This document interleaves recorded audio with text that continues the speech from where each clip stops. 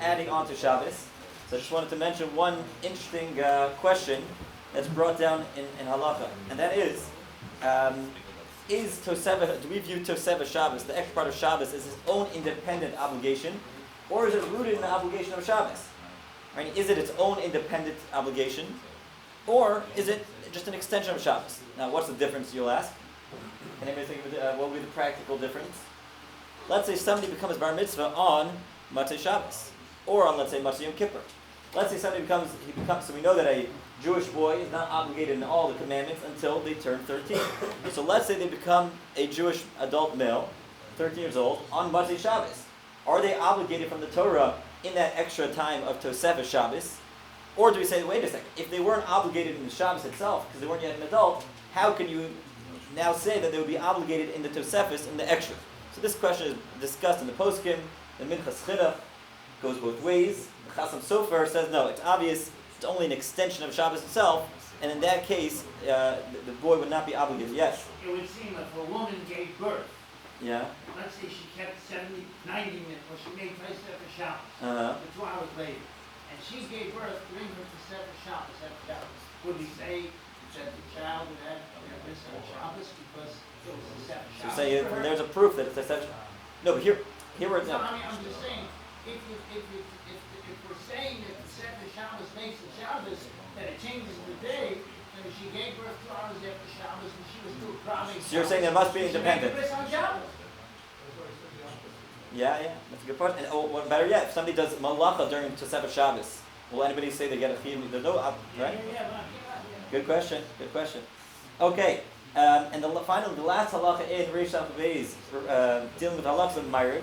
So we know that in general, b'diavad, if a person's in a tight spot, they can daven Ma'ariv already from Plag HaMincha. So even though normally we wait Ma'ariv until sunset, if somebody's in a tight spot, they can do it from Plag HaMincha, which is 1 hour and a quarter before sunset. So the Shulchan says that theoretically the same would apply on Shabbos itself. If a person's in a really tight spot, they can daven earlier for whatever reason. One of the examples given is, let's say a person only has one cup of wine. So he's torn, because on one hand he wants to use it for Birchas HaMazon of Shalosh Seudos, of the third meal, and on the other hand he needs it for Havdalah. So says the Shulchan Aruch, what you could do is you could lump them all together. Do it earlier in the day, and you'll make Havdalah and Birchas HaMazon on that cup of wine. However, the Magen Avraham says, wait a second. If you start making Havdalah during Shabbos, right, then we're afraid that people are going to start doing melacha, and that certainly one cannot do, and therefore we don't do this. But where it is relevant is in the following situation. Let's say Shabbos falls out right before Yom Tov. Right? So let's say like this past Pesach, where Shabbos went straight into Pesach. So very often you'll have with either elderly people or younger young children, it's going to be too late. Right? The seder to start at 9 o'clock is too late. So what do? We rely on this Plag HaMincha and we make everything earlier. So in such a case where there's no concern that he's going to do melacha after this time because he's going from Shabbos into Yom Tov, in such a case he would be allowed to do this. Yeah. So if you keep Shabbos, if Havdalah basically is the end of Shabbos, right? So why are you worried about doing work? Shouldn't be worried about lighting a fire for the Havdalah candle? So that's a good point. So obviously I should have mentioned that. Obviously, if a person makes Havdalah early in the day, he can't light a candle.